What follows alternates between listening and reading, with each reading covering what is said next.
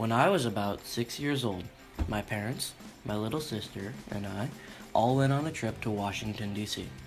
My mother really wanted to see all the monuments and buildings, but she especially wanted to see the White House, not the Rose Garden or the outside.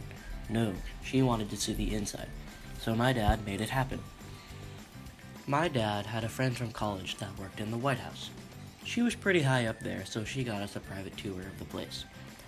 This is where things started to go downhill, as apparently I was not happy to be there that day. So, naturally, I did what any unhappy 6-year-old would do. I began to break all of the rules. I started to run under the red velvet ropes, touch things I was not allowed to touch, and even hid under some couches.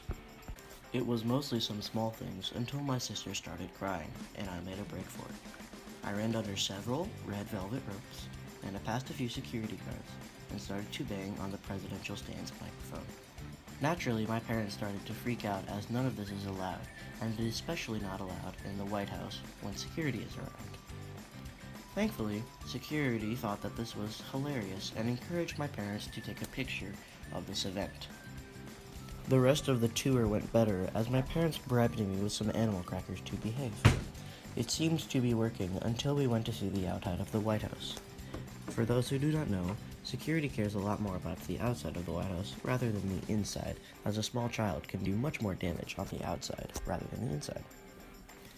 As we entered the outside, I saw the lawn and made a break for it. I ran onto the yard, and my mother and father ran after me. Security saw this and waited for my parents to take me off the lawn when they realized we were taking a picture instead of coming off of the lawn. They made us stop.